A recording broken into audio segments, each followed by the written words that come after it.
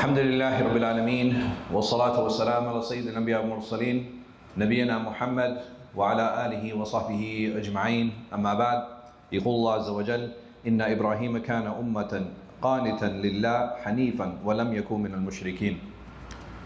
Allah subhanahu wa ta'ala, He tells us in this verse that Ibrahim was truly an example.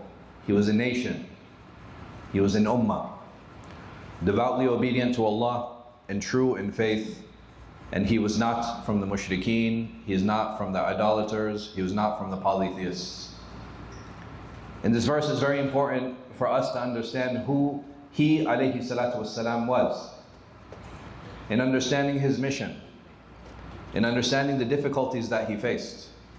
Because usually when we think of a nation, we think of a group of people, we think of a state. And when Allah subhanahu wa ta'ala describes him as a nation and describes him as a state, then he also carried the burden of that nation. He also carried the burden of that state. And if you look at his story, it is one sacrifice after another. And we look at Ibrahim alayhi salatu wasalam and how he challenged his father and how he challenged his village. And then his village, they tried to execute him and throw him into a fire. And we find how stoic he alayhi salatu wasalam was, and how dedicated he was to the mission, and how he was willing to even sacrifice himself. You don't find him physically accosting or physically pushing back against his father, against the villagers, even to the point when he was executed. It's almost like he knew that this mission was worth it. He knew that if this is where the end was to take him, he was willing to accept that.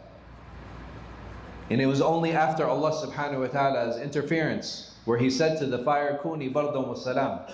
He says, be cool and peaceful for Ibrahim. And don't be too cold. Be just cool enough, where he alayhi salatu wasalam feels comfortable after all of this discomfort that he had faced. And this young man, alayhi salatu wasalam, his story doesn't end there.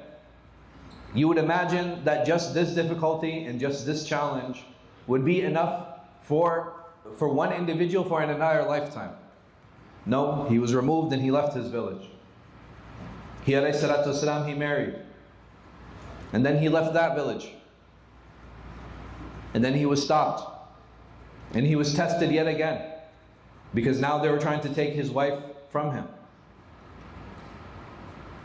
And instead of his wife being taken from him, he was tested again with the gift of Hajar and dealing with the jealousy between his wives.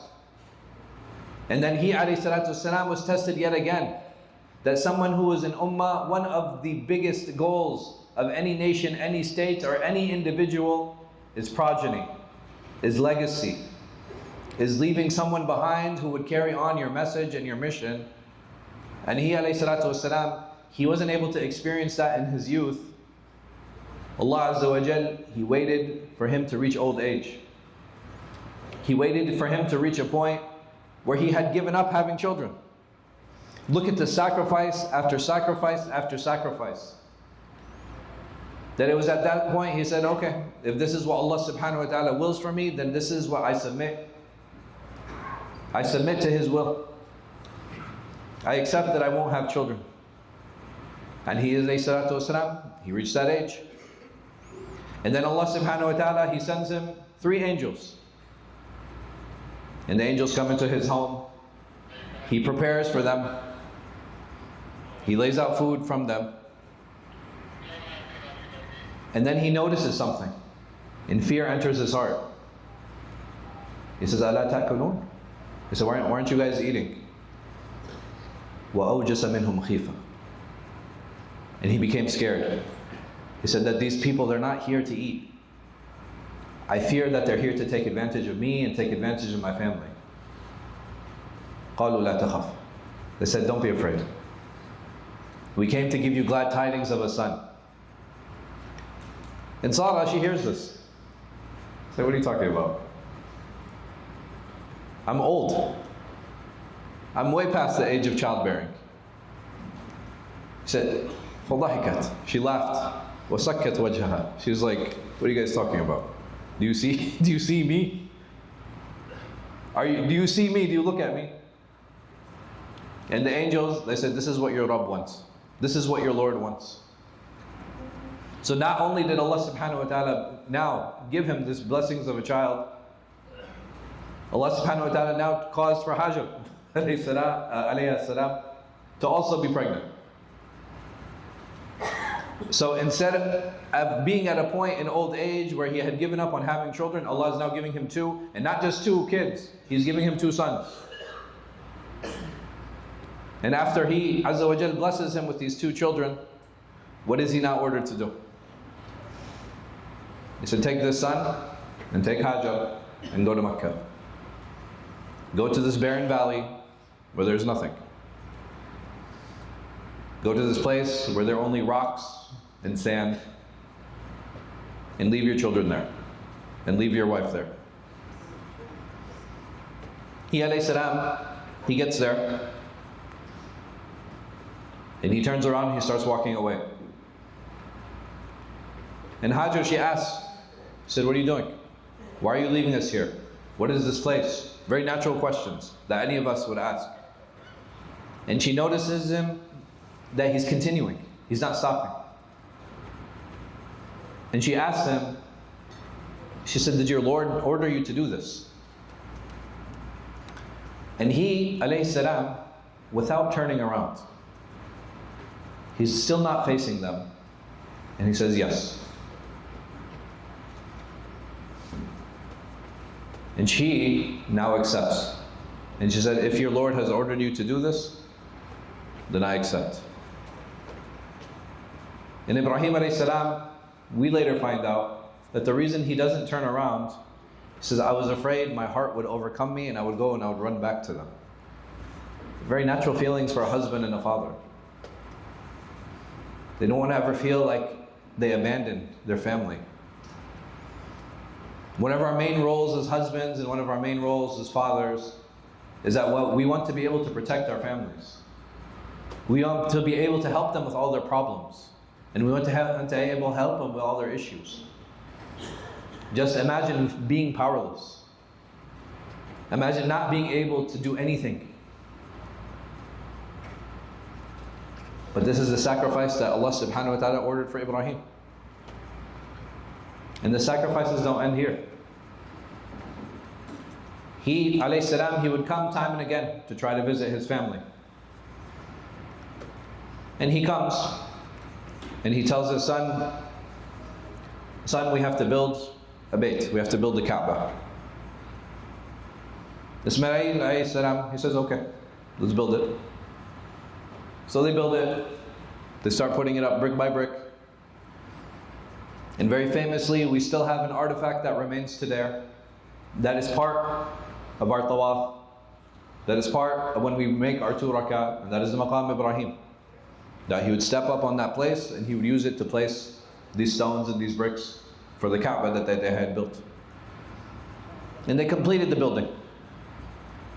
Just imagine your father, who you had not seen for years, who had only had the chance to visit you very infrequently, and even then for short periods of time. You're finally getting a chance to spend time with him. And how many of us, maybe when we built a shed, or we built a bookshelf, right? We have these projects where we want to work on with our fathers, where we build something. It's a great way to bond and a great way to spend time together. And after this is complete, Allah shows Ibrahim alayhi salam a dream. In this dream, the first time, subhanAllah, and this is not from the normal characteristics of a prophet, he dismissed the dream. And then the second night, he has his dream again. And then the third night, he has his dream, and now it's starting to bother him. So what does he do? And this is a huge lesson for us as fathers. He goes to his son Ismail, and he says to him, I saw this dream. Ismail alayhi salam, he immediately understands. He says, If'al ma tu'mar. He said, do what you've been ordered to do. Without any hesitation. And we take a lot of pride in Ismail alayhi salam at this point. We say, look how quickly he submitted in obedience to the father. Look at such a son, and this is how we want our sons to be. How did he get to that point? I think all of those things are great. And I think that we should strive to inculcate these concepts and ideas in our children, that they listen to us when we tell them to do things, that they trust when we tell them to do those things. But just imagine your father coming to you and telling you, hey, I need to slaughter you. I need to sacrifice you. How do we get to a point where our children get to that point of no hesitation? That can only happen with trust. That's the only way. What were those interactions that Ibrahim ﷺ had with his son during the building of the Kaaba? What were the interactions that he ﷺ had when he would infrequently visit his son? It's very sad that some of us who are fathers that have been present in the entire lives of our children, we don't even have 1/10 of the trust that Ibrahim ﷺ had with his son Ismail, and he wasn't even there frequently. Just selected interactions. What was it that he said to him? What was it that he did with him? He built trust. And one of the easiest ways to build trust is we learn, and this is the lesson. And he asked his son, "Mada tara?" What do you see? What do you think? Taking advice from our children, seeing what they think about different issues, helping us navigate. And we'll find in time that in our children, there's wisdom that we didn't know existed. There's wisdom we didn't know what was there. And there's respect that they feel. Right? The moment I ask my son, or the moment I ask my daughter, hey, I'm thinking this, what do you think? I had this idea, what do you think about it? Hey, we're going on vacation and we want to go here, what do you think? How long should we go? Where should we go? What should we do? In the moment our children feel respected, the beauty of respect is that it's very reflective. Right? The moment we give respect, it becomes very easy to receive it. And this is what he, alayhi salatu wasalam, inculcated. And if you want to talk about a community, if you want to talk about an ummah, one of the easiest ways to build that ummah is through respect and through personal sacrifice. May Allah subhanahu wa ta'ala give us tawfiq.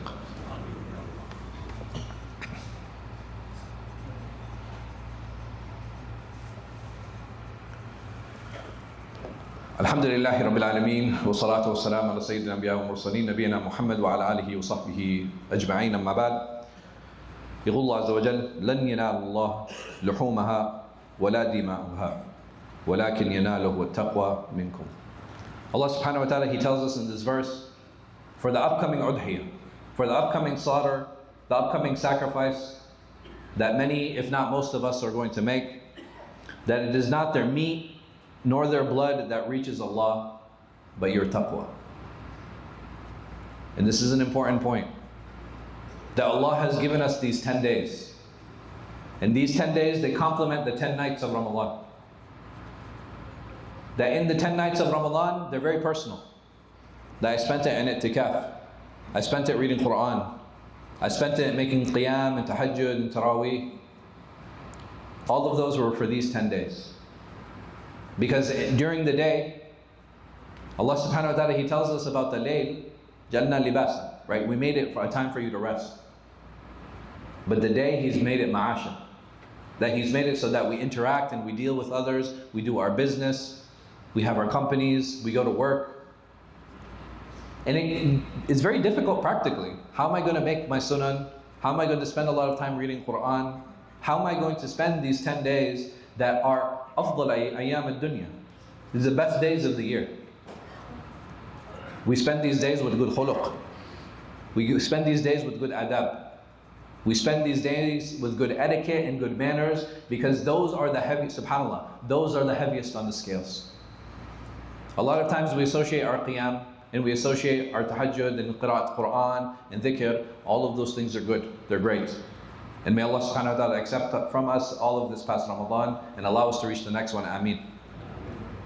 But the Prophet ﷺ was very categoric and very specific in telling us that the best deeds in front of Allah are khuluqul hasan, are good etiquette and good manners.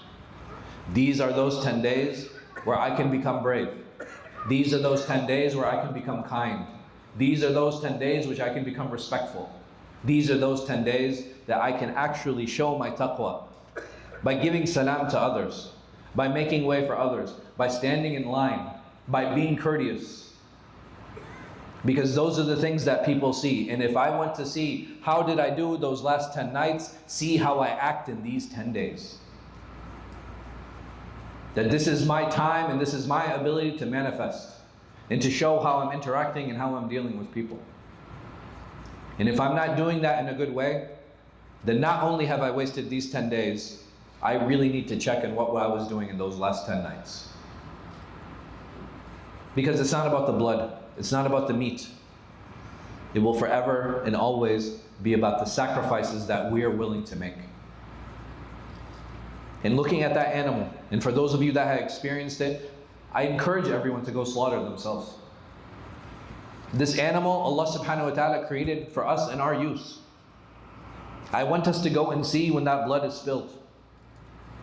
I want to see when that animal is skinned. I want to see when those organs are removed, and I want you to see that where it comes from, it was just walking a few minutes ago, and it will end up in our pots, in our pans, in a few hours. Some of it will be distributed and put into our freezers. Some of it will be given to friends. Why? Because that animal gave up its life so that I could worship Allah subhanahu wa ta'ala, and so that I could help myself and I could help others. This is what we need to learn, and this is what we need to experience. We ask Allah subhanahu wa ta'ala to give us a true understanding of sacrifice. We ask Him Azza wa Jal to have mercy on all of those who have passed. We ask Him Azza wa Jal to give shifa, to give healing to all of those who are ill. We ask Him Azza wa Jal to help those who are in any type of debt out of that debt, or in any type of financial hardship out of that hardship. And we ask Him Azza wa Jal to accept from all of us in these 10 days. Just a reminder, inshallah, next Thursday, the 5th of June is Yawm Arafah. We will be having an iftar. We encourage everyone to attend, inshallah. And then next Friday will be Eid. So Eid and Jummah will be on the same day. We're going to have 5 or 6? 6, right? 6 Eid khutbahs, and there will be 1 Jummah khutbah. So there'll be 6 Eid khutbahs, and there'll be 1 Jummah khutbahs. So again, that'll be here at Al-Hijrah. Inshallah, after that, for those of you that have your families, there will be an Eid celebration at St. James, which we encourage everyone to attend. And then Al-Hijrah will be having another Eid celebration here on the 14th of June. Again, we encourage everyone to attend all these celebrations. If you have not paid for your udhiyah yet, if you have not planned for your udhiyah yet, please go to the front desk, go to our website. All of the udhiyah information is available that's there. Walillah alhamd, it's a wonderful program, not only to distribute locally, but also to distribute back in the community. That is the same meat that we use for the community, and it is a way for us to distribute and take part in the happiness. وَقُولُوا قَوْلِي هَذَا وَاسْتَغْفِرُ اللَّهَ لِي وَلَكُمْ وَلِسَائِرِ الْمُسْلِمِينَ مِنْ كُلِّ ذَنبٍ وَخَطِيئَةٍ إِنَّهُ هُوَ الْغَفُورُ الرَّحِيمُ. The first prayer is at 6:15, 7:30, 8:30, 9:30, 10:30, and then 11:30 is the final Eid prayer, and then the Jummah will be at 1:30, inshallah.